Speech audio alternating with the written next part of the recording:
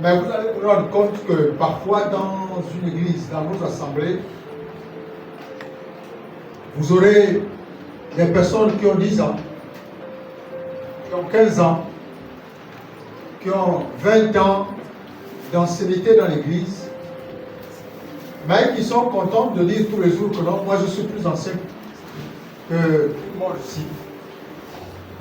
Qui sont contents, mais qui ne servent pas l'Éternel. L'église a le problème de mon micro. Donc, les personnes sont là, qui brandissent fièrement l'étiquette de l'ancienneté, mais qui ne servent pas l'Éternel. Comment peut-on être aussi ancien dans une église, aussi ancien dans une église, et ne pas servir l'Éternel? Comment est-ce possible? Comment est-ce possible? Alors ce matin, nous allons voir pourquoi on doit servir l'Éternel. Les avantages qu'il y a à servir Dieu. Et je voulais que tout au long de cette période, après moi, que ce soit des temps de service. Parce que ce matin, Dieu appelle vie abondante à servir l'Éternel. Dieu appelle au service. Lorsqu'on n'est pas quelqu'un qui est actif dans l'église, on est oisif. Amen. Si on ne fait rien dans l'église, on est oisif. C'est-à-dire qu'on vient à l'église comme pour se balader. On vient à l'église, c'est le jour de culte, mais, et puis on n'a rien à faire. Mais lorsque on est actif dans l'église, bien aimé, on n'est pas oisif, on sert l'Éternel. Alléluia. C'est comme quand vous avez des responsabilités. Si vous êtes le seul à avoir peut-être les clés de votre bureau, bien aimé, ça vous engage. Même si vous devez vous absenter, votre patron doit être content. Vous ne pouvez pas vous absenter comme ça parce qu'il a besoin de toi peut-être aujourd'hui. Il aura besoin d'un document. Il aura besoin peut-être d'une signature. Mais toi, tu fais ce que tu veux, mais le patron va te changer. Ça là, c'est pas un problème de combien nous connaissons là depuis. C'est un problème d'efficacité dans le travail. Si tu n'es pas efficace, tu ne réponds pas aux besoins du patron. Le patron t'enlève et prend quelqu'un d'autre. Alléluia. Amen. Vous savez, beaucoup de personnes qui quittent à gauche et à droite. C'est vraiment au-delà des situations qu'il peut y avoir. Beaucoup de personnes qui se baladent à gauche et à droite, d'autres sont devenus même des gombistes. C'est-à-dire, il faut, pour louer leurs prestations, surtout au niveau des chants des musiciens, il faut un cachet. Ils sont devenus des gombistes des chants de l'Éternel. Ils sont devenus des gombistes d'être musiciens dans la maison de l'Éternel. Et beaucoup sont devenus comme ça. Donc, dès que tu écoutes quelqu'un, un joueur, un pianiste, le premier jour, il joue, le deuxième jour, il commence à te dire non, le taxi, le troisième jour, il commence à te dire non, il a même laissé la femme et les enfants, il n'y a rien à la maison. Donc, tout ça, c'est pour dire que si vous voulez que je reste chez vous, vous m'assurez un cachet. Et vous vous rendez compte que les gens ne servent plus l'Éternel. Les gens servent leurs intentions personnelles, leurs besoins. Les gens servent le ventre, comme dit la Bible. Alors, il est vraiment dommage de se rendre compte que dans les différentes assemblées, il y a des personnes qui ont une certaine ancienneté, mais qui ne font rien. Qui ne font rien. Certains, ce n'est pas que certains refusent complètement de travailler pour Dieu. Refusent complètement. Actes chapitre 9, le verset 6. Introduisons avec ce passage. Actes chapitre 9.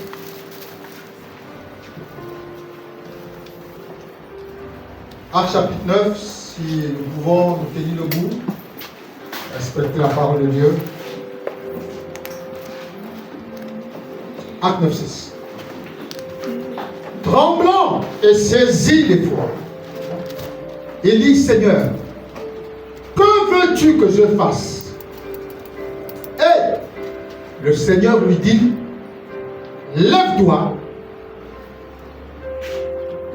entre dans la ville et on te dira ce que tu dois faire. Amen. La Bible dit que lorsque le Seigneur s'est révélé à Saulitas, et il tremblait d'effroi parce qu'il venait d'avoir une vision, quelque chose d'inhabituel. Et lui-même, il pose la question au Seigneur, que veux-tu que je fasse? Que veux-tu que je fasse?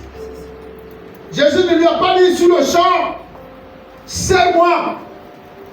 Jésus ne lui a pas dit, va prêcher l'évangile. Jésus ne lui a pas dit, va sauver les hommes. Jésus a répondu, rentre dans la ville et on te dira ce que tu dois faire.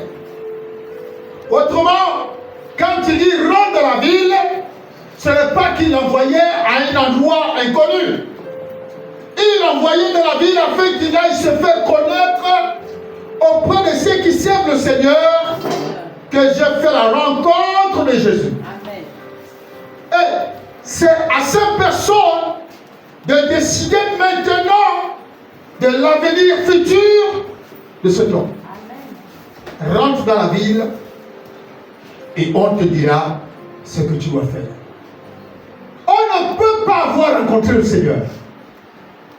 On ne peut pas avoir eu une expérience particulière avec Dieu et rester sans servir. Parce que j'ai fait une vision, j'ai fait un songe, Dieu me parle par des prophéties, Dieu me parle par des visions, mais il est oisif dans l'église. Il ne fait rien. Comment est-ce possible? Rentre dans la ville et on te dira ce que tu dois faire.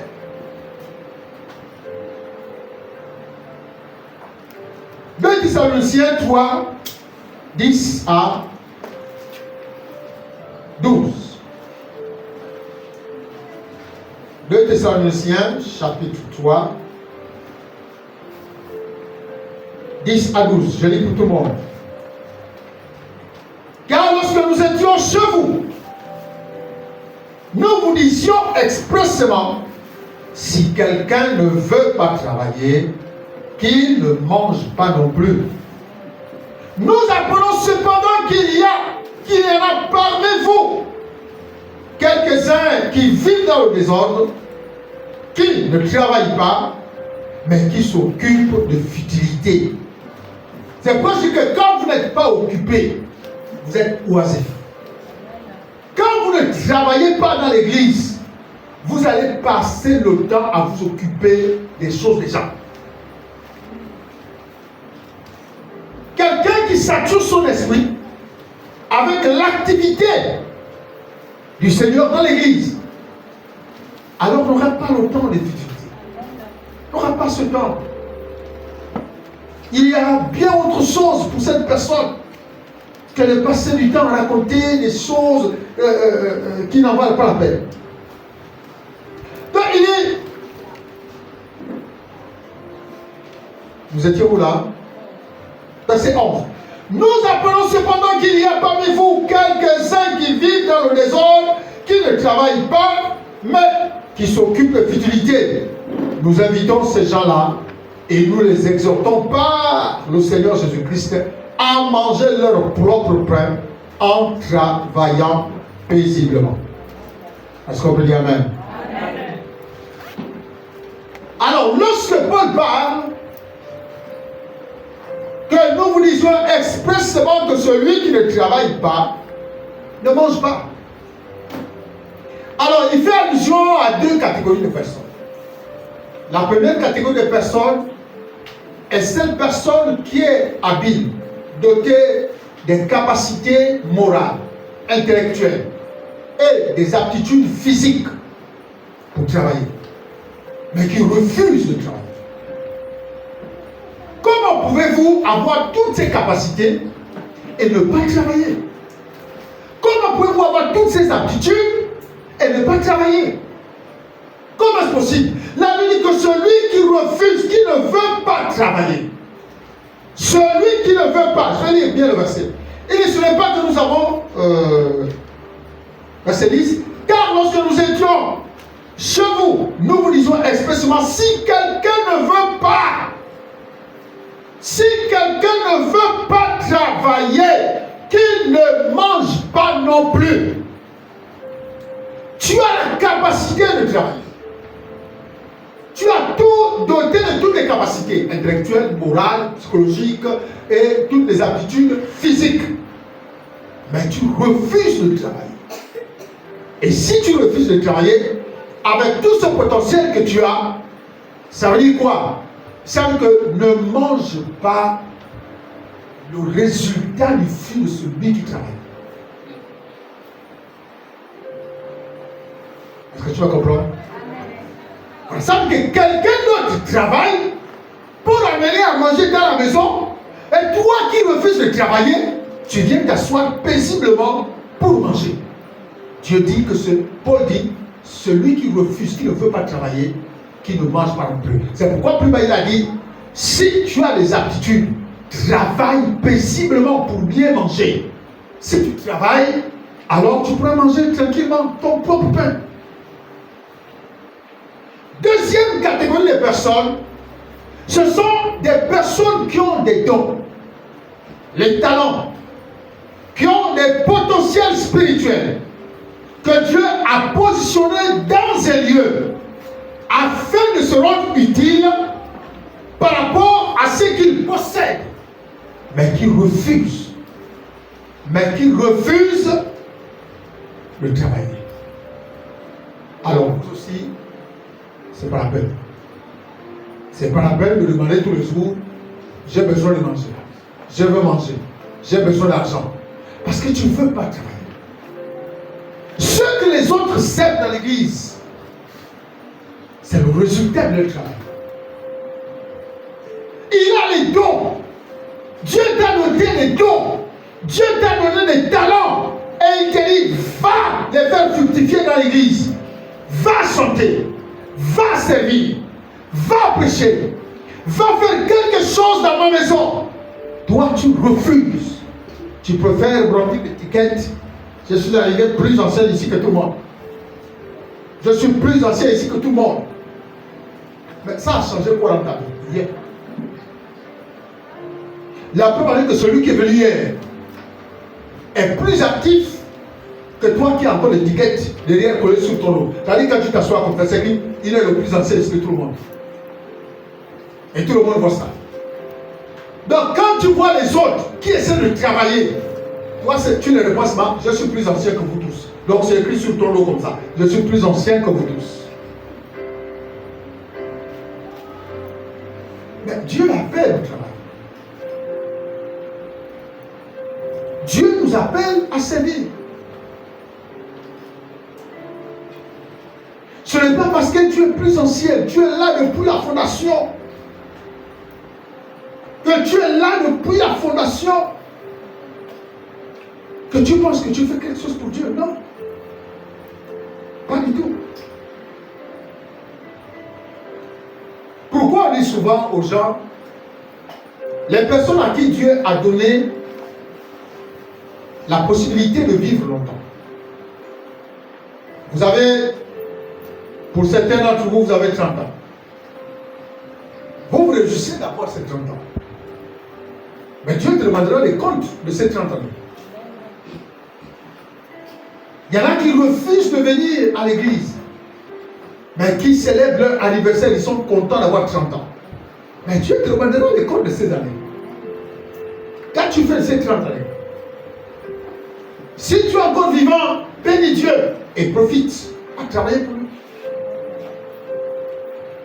Amen. Donc, il faut que vous puissiez comprendre ça.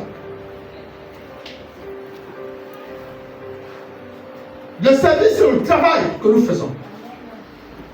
C'est faire ce que Dieu te demande de faire. Il a dit à Saul de Tarse, rentre dans la ville et on te dira ce que tu dois faire. Toi, depuis que tu es rentré dans cette ville de vie abondante, qu'est-ce que tu fais? Qu'est-ce que tu fais? Dès que tu commences quelque chose, là, les gens sont comme ça, ils se moquent. Dès que tu commences quelque chose, tu te retires. C'est-à-dire que depuis que tu es rentré dans la ville, on te connaît comme toujours quelqu'un qui fait plus. Moi, je ne parle pas comme ça. Moi, je n'aime pas. Donc, dès qu'on te parle, on te reproche, tu t'assois. Voilà en quoi se résume depuis que tu es rentré dans la vie. Voilà comment se résume ta présence dans la vie. Abandonner, à se décourager, à toujours s'asseoir, Mais ceux qui s'asseyent, à cause d'un reproche ou d'une situation compliquée, faites-les asseoir définitivement. Ils ne sont pas prêts pour servir Dieu. Amen. Quelqu'un me comprend? Lorsqu'ils seront prêts, ils reviendront et diront, j'ai compris que je suis prêt à servir Dieu. Mais l'homme de Dieu, chez le diable, on ne fait pas. Vous savez ce qui est bien avec Dieu, parce que Dieu est l'amour.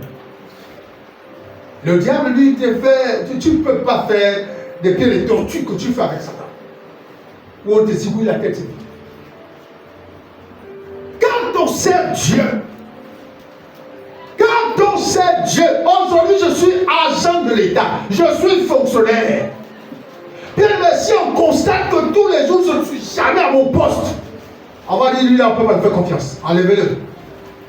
Remettez ce poste à quelqu'un. Toi, retourne, viens, ça va te balayer comme ça la journée. Mais avec Dieu, c'est comme quand vous travaillez. C'est comme quand vous travaillez. Si vous partez travailler quelque part, vous n'êtes pas prêt à être petit. Vous n'êtes pas prêt à travailler chez quelqu'un. Vous n'êtes pas prêt à travailler chez quelqu'un.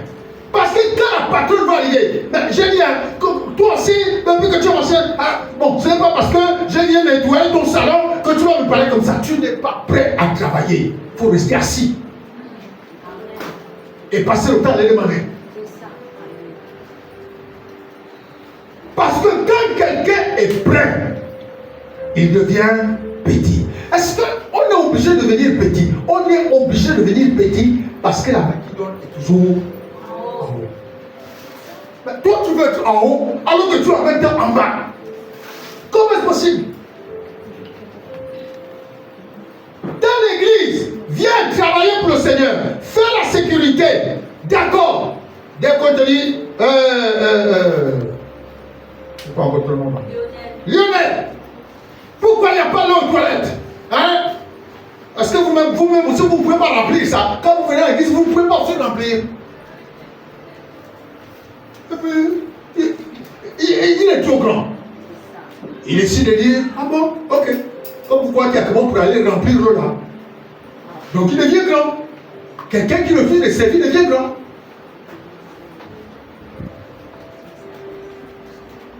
Alléluia. Amen. Quand Dieu appelle au service, bien aimé, quand Dieu appelle au service, il a dit à Saul, rentre dans la ville et on te dira ce que toi tu dois faire. Pas ce que toi-même tu as entendu, que oh, j'ai vu Dieu. Non! Il a dit aux gens, j'ai rencontré Jésus. Et il m'a dit, je viens vers vous et c'est à vous de me dire ce que je dois faire. Ça veut dire quoi? Ça veut dire que il va d'abord apprendre. Il va devenir le serviteur de ces hommes-là qu'il a combattu.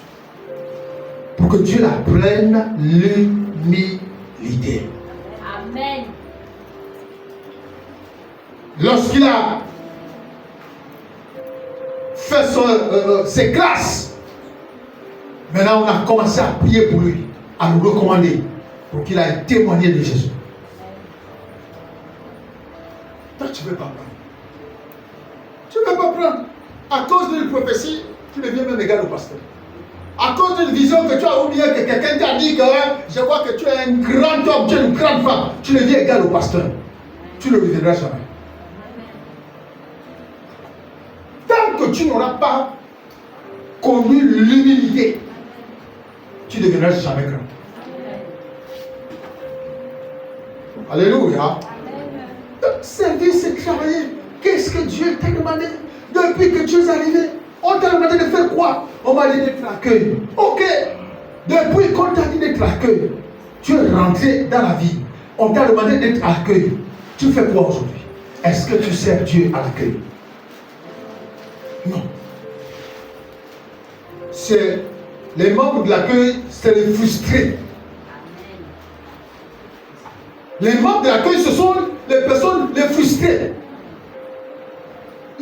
Elles deviennent l'être sensible. Il ne faut même pas parler. Il ne faut même pas oser reprocher quelqu'un, mais toi aussi, tu en chercheras un ennemi.